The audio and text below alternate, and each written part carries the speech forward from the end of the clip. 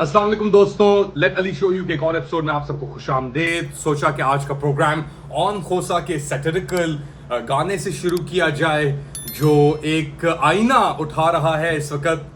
हंसी मजाक करके ही अब यही रह गया ना लोगों के पास, हंसना, थोड़ा मजाक करना। बिजली का बहरान, इतने बिल, कमर तोड़ महंगाई, सब चीजें तबाह हो चुकी हैं आपकी मईशत में। और क्या हुआ फिर इवेंचुअली?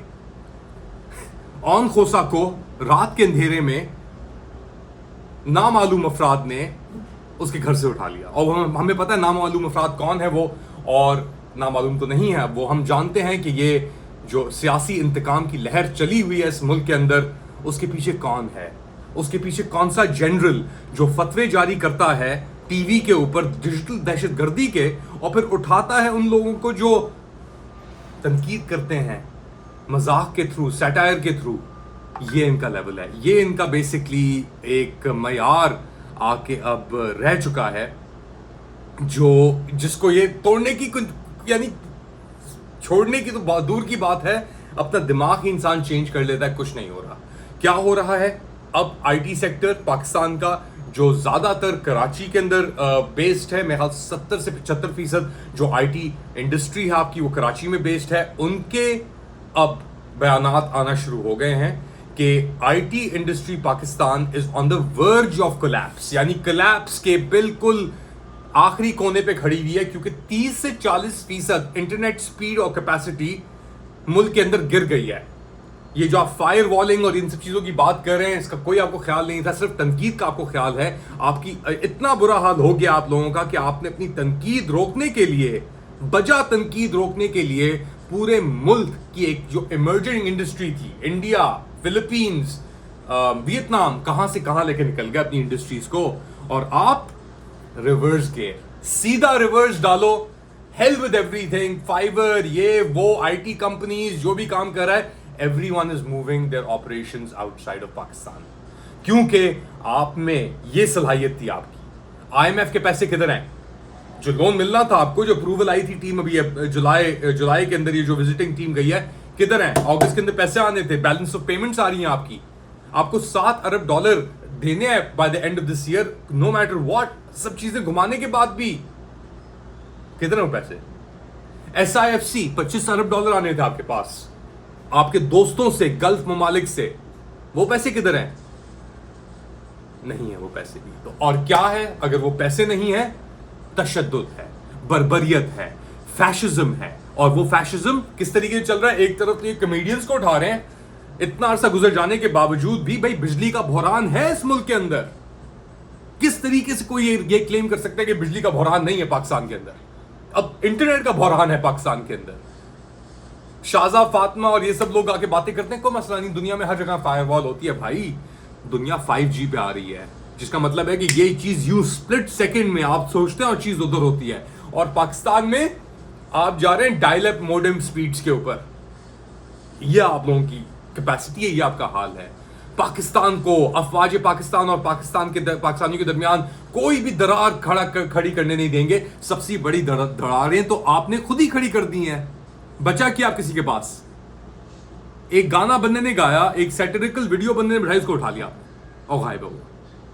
तनकीद भी जुर्म बन के रह गया है अब तो। मगर असली जुर्म और असली जराइम जो कर रहा है, पाकिस्तानी बेवकूफ और अंधे नहीं है। वो सब कुछ देख रहे हैं इस वक्त कि क्या हो रहा है।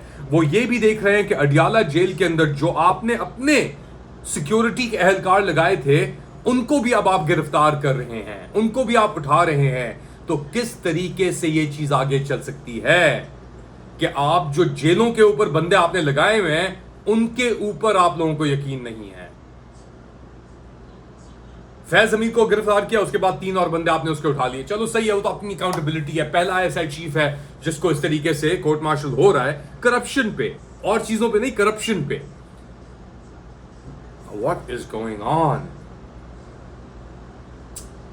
Malik Mohammad Akram, officer on special duty, पिछले 2 महीने से कुछ ना कुछ डेफिनेटली इज अ मिस, क्योंकि अब पर्च शुरू हो गई है मिलिट्री और सिक्योरिटी इंस्टीट्यूशंस और इदारों के अंदर।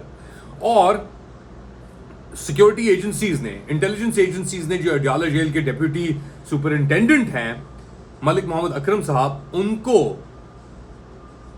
ट्रांसफर भी किया और 2 और लोगों को एक इंटेरोगेशन के लिए एक नामालूम जगह पे लेके चले गए। तो क्या बात हुई ये सुने इमरान खान साहब के लॉयर नईम पंजोता साहब ने क्या कहा इस इंस्टेंस के बारे में, जरा सुनिएगा। बाहर के व्हाट्सएप अकाउंट थे वो बनाए गए थे और वो मोबाइल के अंदर जो है वो दर्ज थे और इमरान खान साहब का कहीं बाहर राब्ता था, कोई पीटीआई के रहनुमा का राब्ता था।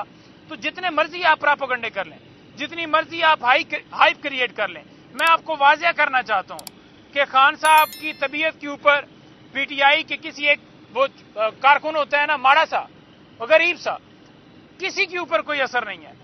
तो ये हालात हैं फिलहाल आपकी अपनी सिक्योरिटी एहलकारों के, सिक्योरिटी एजेंसीज के। एक पर्ज जारी है आर्मी के अंदर और अब इसको जस्टिफाई करने के लिए भी सामने आ रहे हैं कि जी इमरान खान 9 मई जनरल फैज हमीद और बाजवा ने दोनों ने साबिर मिट्ठू के घर पे जाके, जो जनरल बाजवा के ब्रदर आप कह लें, उनके बेटे की शादी उनकी बेटी से हुई है, साबिर मिट्ठू। बहुत करप्शन है। साबिर मिट्ठू साहब और ये नवाज शरीफ और ये पूरा टोला एक ही टोले का हिस्सा है ये। इनफैक्ट बाजवा साहब को लगाने में भी मिट्ठू साहब का बहुत बड़ा हाथ था। इनके घर में मुलाकात होती है और फैज हमीद साहब ख्वाजा आसिफ से, according to Khawaja Asif himself, 2019 में कहते हैं कि भाई हमारी बस हो गई है, इमरान खान से आप आ जाएं। सुनिएगा अताउल्लाह तारर साहब अपने मुस्कुराते हुए चेहरे से क्या गुफ्तगू अर्ज कर रहे हैं, सुनिए साहब। तो ये जो एक कलूजन थी और बानी चेयरमैन पीटीआई के कहने पर जो ये तमाम चीजें की जा रही थी, तो ये बड़ी पुरानी एक साजिश थी इस मुल्क के खिलाफ, जो जेल से भी जारी थी और अभी जो नोटिस में आया कि एक जेल के अफसर को भी तहवील में लिया गया। तो ये पैगाम रसानी का सिलसिला, एक पैगाम आ रहा है, एक जा रहा है और उसके मुताबिक जो है वो बानी चेयरमैन पीटीआई इन लोगों से राब्ते के तहत इस मुल्क को डिस्टेबलाइज करने की कोशिश कर रहे हैं। तो इसमें देखिए किसी के साथ कोई रियायत नहीं बरती जानी चाहिए जी। तो ये नया मौक़िफ़ बनाया जा रहा है एक इमरान खान के ऊपर 9 मई के वाक़यात को डालने का, क्योंकि हर चीज और दूसरी चीज फेल हो चुकी है। आप बात अगर करते हैं तो शिखाना की, आप बात करते हैं अल कादिर ट्रस्ट केस की, नैब और जो भी आप स्टिक साइफर की, हर साजिश नाकाम। 9 मई की साजिश भी नाकाम है, मगर ये आखिरी जो बल रह गए ना, जो बल रह जाते हैं ना, क्योंकि अब इतनी डिल्यूजन हो गई है, इतना यानी डिस्कनेक्ट हो चुका है अवाम और अफवाज के दरमियान कि अफवाज पाकिस्तान की क़यादत ये समझ रही है कि जो वो झूठ बोल रही है वो सच है, हकीकत है। और जब इतना बड़ा डिस्कनेक्ट हो जाए तो बस एक ही चीज होती है। और पाकिस्तान में करीब आई है ये चीज होते हुए, मगर जो अब होने वाला है पाकिस्तान में, मैं आपको बता रहा हूं, मेरे इस पे यकीन है कि मैं जानता हूं सिचुएशन किस तरीके से अनफोल्ड हो रही है, क्या लोग कह रहे हैं सड़कों पे और क्या सोचा जा रहा है जीएचक्यू में। और ये इतना बड़ा डिस्कनेक्ट है कि ये इमरान खान को भी लटकाएंगे, ये जिसको लटका सकते हैं अपनी जिद के अंदर, क्योंकि अब जनरल आसिम मुनीर छोड़ के नहीं जाएगा। इतना सब कुछ हो जाने के बावजूद और जो कुछ अभी हो रहा है, इसका एक ही हल है नजर आ रहा, वो है ऑफिशियल मार्शल लॉ पाकिस्तान में। इतनी लाकानूनियत, इतनी बर्बरियत, इतनी फैशिज्म इस तरह अनअबेटेड नहीं चल सकती। जो सिविलियन कवर है उसके ऊपर, सही है, तो शहबाज शरीफ की थैली उड़ चुकी है, मरियम नवाज शरीफ, वो लिखा भी नहीं जा रहा उनसे। This is all part of a गोरख धंधा। At the core of it is only one man, और उसका ईगो जो है अब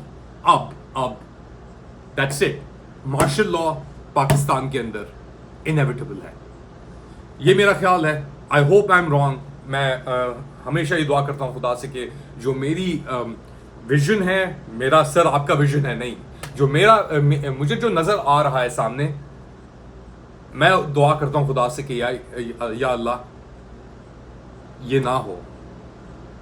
लेकिन जो जिद चढ़ी हुई है इस वक्त पाकिस्तान में, और जिस तरीके से ये लोग किसी भी चीज का लिहाज नहीं कर रहे, इकोनॉमी का, लोगों का, उनकी रोजगार का लिहाज नहीं कर रहे, तो ये एक चीज अब क्लियर है, ये चाहते हैं कि ये खुल के सामने इक़्तिदार में, और ये काबिज रहेंगे बहुत सालों तक।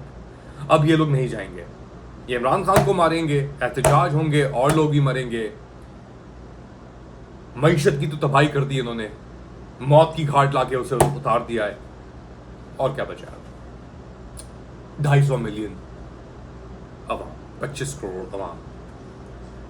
खैर, आज के लिए इतना ही। अपना ख्याल रखिएगा, अगली बार तक और दुआओं में शामिल जरूर रखिएगा ऑन खोसा को, और हम उसके लिए आवाज उठाते रहेंगे,